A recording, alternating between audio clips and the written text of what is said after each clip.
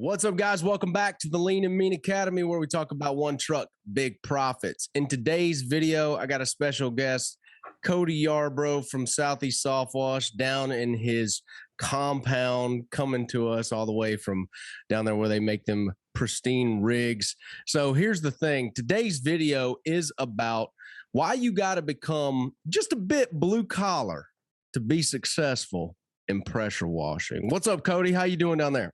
We are doing good. It is raining, but we are in the bunker, so we should be fine. We're well below ground. We can take basically a direct nuclear hit here and survive. So you got the ham radio cranked up? Oh, it's running. I'm trying to pick up like interference from the aliens. So yeah, man. So it's a great topic for you guys. You know, we sell a ton of rigs. Just last month, we built 45 rigs.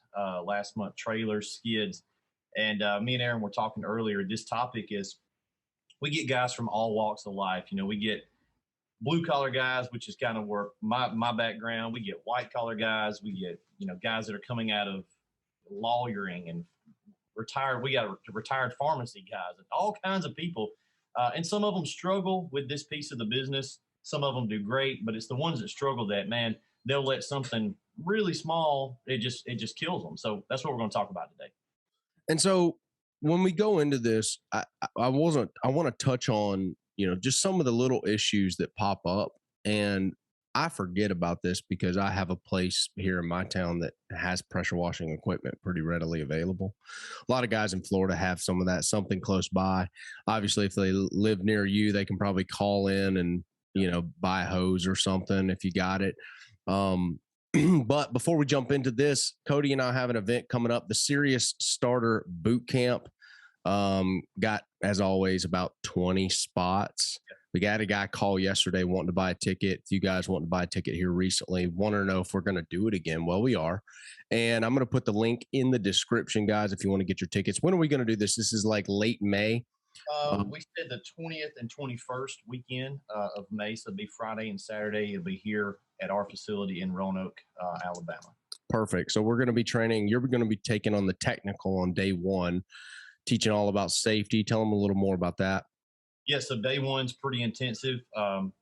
Safety stuff, which is not what you really come to hear, but it's something you need to know, especially if you're going to grow and scale a business and hire employees and all that. Then we're going to talk about, you know, soft wash theory, kind of what's going on with these structures, organic versus non-organic, specialty chems, which we now have our own chemical lineup. So we'll deep dive into that. We'll do some lunch. And then after lunch is my favorite part. We go out in the field. I'll have something good on the schedule, and we'll just physically go do house wash, roof cleaning, driveway, some combination of maybe all three if we can get it. So day one is basically nuts to bolts, the technical side of going out and cleaning and making it work. And then day two, Aaron is going to blow your mind, as usual. Day two, I'm going to hook you guys up to a fire hose, you know, talking about marketing and how to really get your business up and running from square one. A lot of Google, a lot of website stuff, really just those foundational elements. It's going to be in depth. Okay. So you're going to come and prepare to bring a legal pad and fill it up, or a computer, a little laptop if you want to. You're going to have your mind blown. We have plenty of people, plenty of reviews who leave pretty stacked as far as overwhelm a little bit, but that's good. We want to give them their value. We want to give them enough for their money. So that'll be the first link in the description, first link in the comments. Get your tickets now. It will sell out. It's never not sold out. So it will always sell out. Well, this will be like series number 6, I think. Something like that. Every one of them. And then usually the last week or two, we're already sold out and we still got people calling in, and we just have to say, hey, it's full. You know, my training class will hold about 20. And so we're not going to cram you in there. The first one we did, Emily oversold it. Those guys were stacked in there like sardines. So, put you in the aisle. yeah, we're outside. So yeah. We try to keep it comfortable for everybody. It's intimate, and it's a great 2-day boot camp. Absolutely. Absolutely. So Cody, let's talk about, you know, I'm going to bring it in with a story, right, of why you got to be a little bit blue collar. And I'm lucky that I grew up in a shop. My dad owned a shop and still owns a shop for 35 years, automotive. has more snap-on tools than anyone that I could probably imagine. Dad has that addiction, and it's a good addiction to have. It's a good inheritance. You know, got a lot of stuff like that, and so I grew up around working and tinkering, and we always worked on all of our own stuff, and so that rubbed off on me. That was something that was, stop. Every vehicle I ever owned was that finicky. You know what I mean? Like I never had a vehicle that I didn't have to pump the gas a few times. It wiggles something, and like, you know what I mean. It seems like it's part of my being, so I'm lucky in that regard. I But think there, you have the same dad, basically. now you got to Yeah, pump that thing. You got to pump it a few times, hey, and then hold it down. Now then hit it, my crank dad it. told me, I think I was in 10th grade of high school, and he was like, if I die, don't let your mama sell my tools for what I told her I paid for them. He's like, there's a small fortune in tools. She thinks they were like $8. No, There's a lot. but that's par for the course in rural Alabama. Like, we're in the middle of nowhere, guys, and you have to keep stuff running. You're not going to the store. Like it's a day event if you got to go to get a part. So yeah, I resonate with that a lot. And so, we got on this topic earlier before we did the video. Is like, Ben Wilson and I just did a giant job cleaning.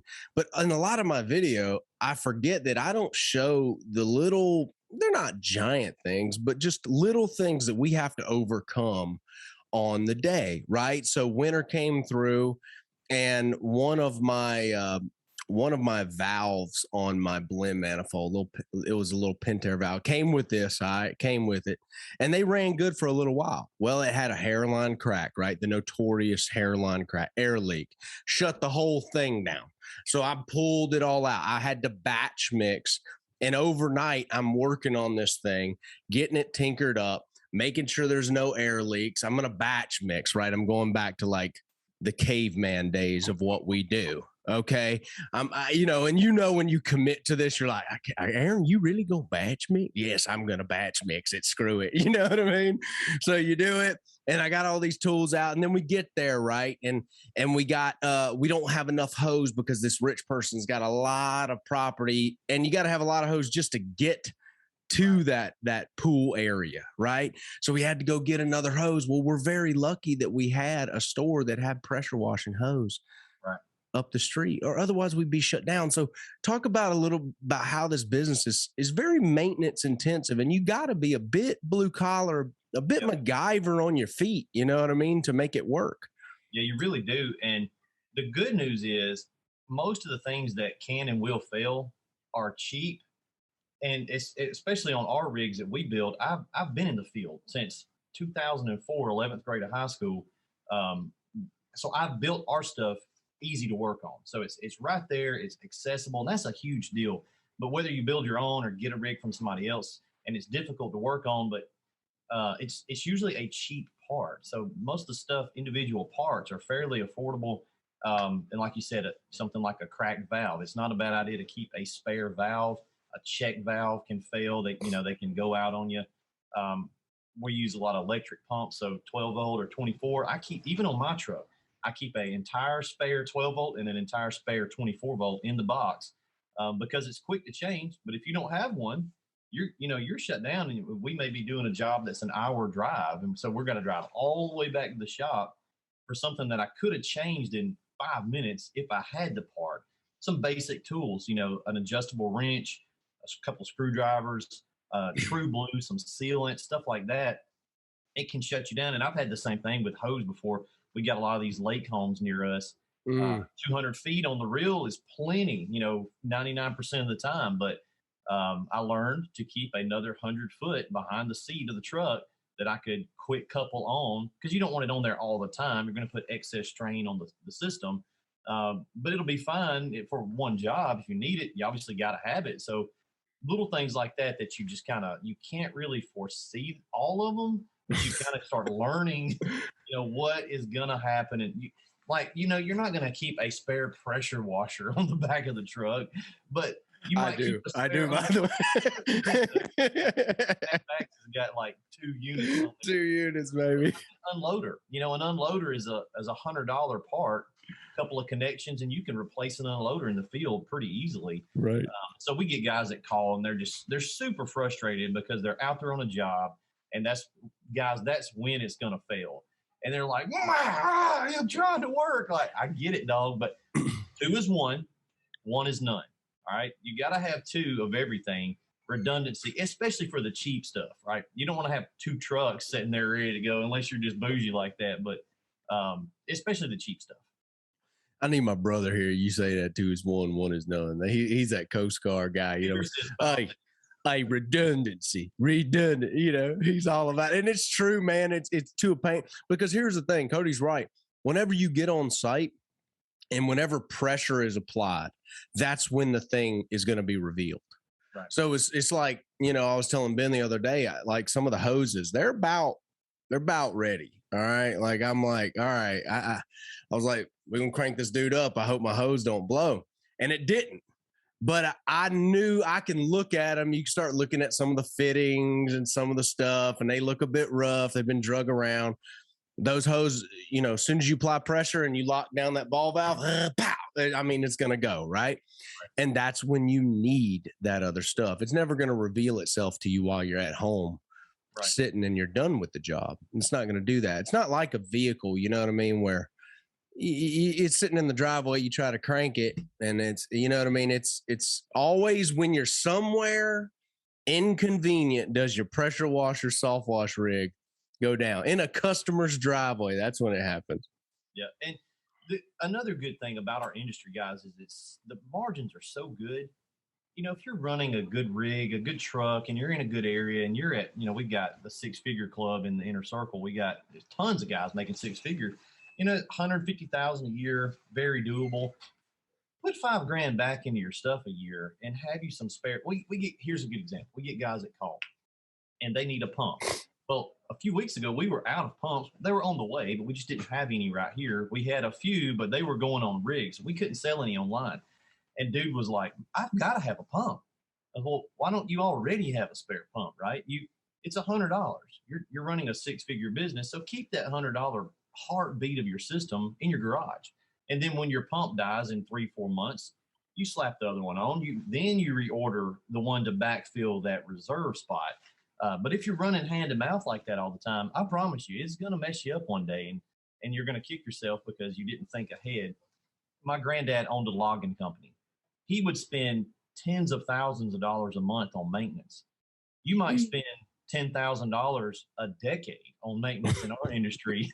So it's not like, you know, keep the perspective right. It's not that bad. You just have to do it. It's a lot of those little pieces. And the problem is those little pieces are critical, and they are the prime movers, you know, of the piece of equipment. And when those go down, it's like, if you ain't got one, bro, you're getting to push that job. Yep. You can just count all that driving, all that day. Like a lot of you guys, man, y'all are out in Gadsden, Alabama. Hey, a hose blow that day, buddy, and you can't reach. Guess what? You get to wait. Okay, you get to wait for however long it's going to take, and it may be a couple of days for you, but the schedule starts stacking up, right, and things start getting wonky. So you do have to, you know, you're going to make, probably when you first get started, you're going to make 1,000 trips to Home Depot. You need to keep about 27 5/16 little impact sockets on just here's what you do. You get a handful of them and you just throw them, just cast them around the shop. So you always got one is within vision. You see what I'm saying? That's what you just got to keep that kind of stuff all over the place. Swivels, you know, hose clamps, barbs, you know, the plastic barbs. You could drop, you know, $300 and just cover all your bases right there for most of those kind of fail point items, and you're good. You know, you're good for a long time. You've got it on the truck, some basic tools. It's not a lot. You don't need to carry a full shop with you, but man, it is frustrating when you're down out in the field. It's right there and you can work on it, but you don't have the piece, you don't have the part.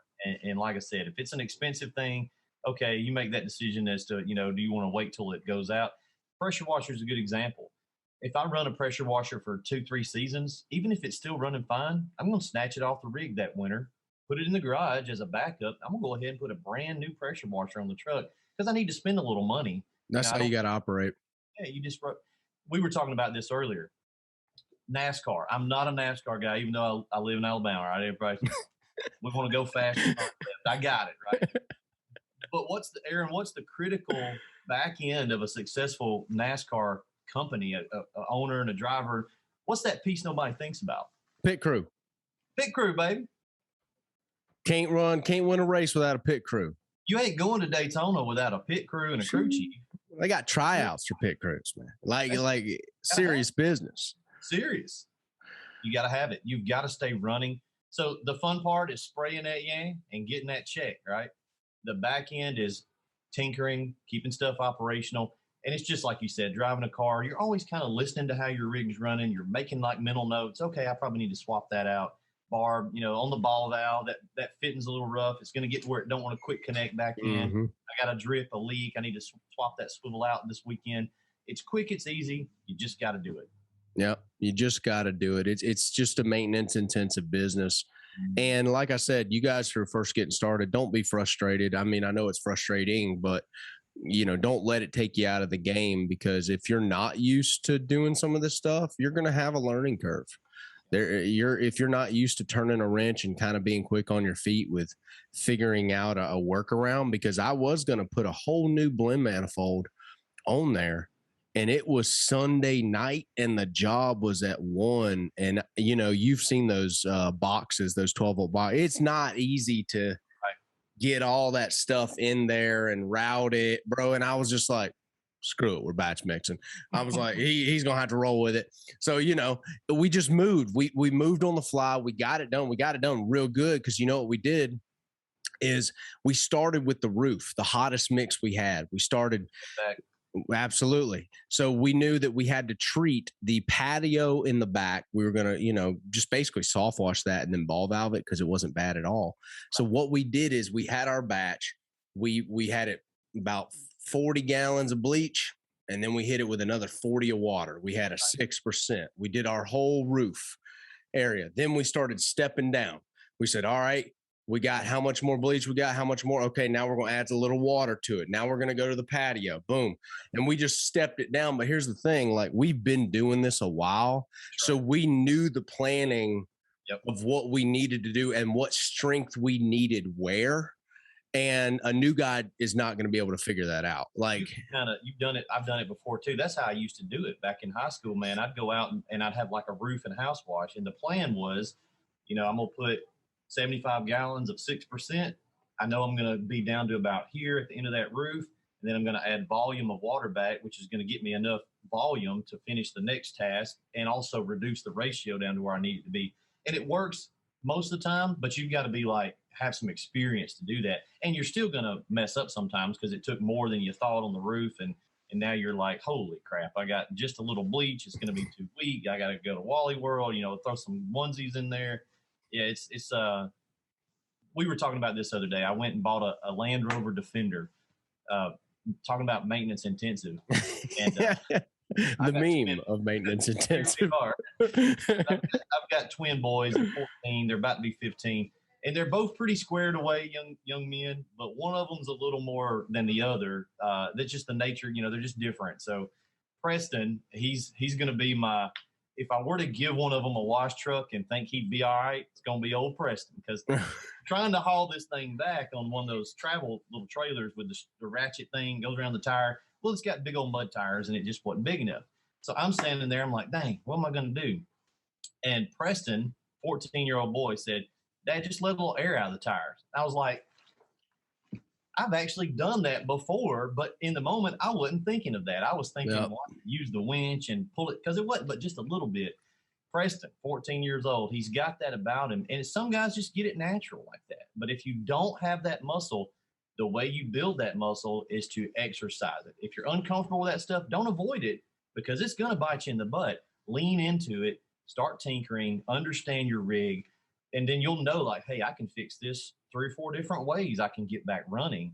You'll right? figure out those pathways, you know what I mean, and what you can do.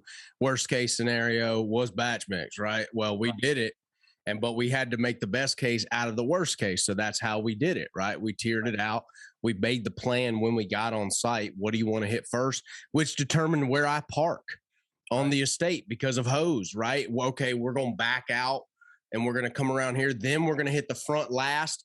Is our ratio going to be good enough when we back out to hit the front of the roof last, right? So we're planning all this out, and it just takes time.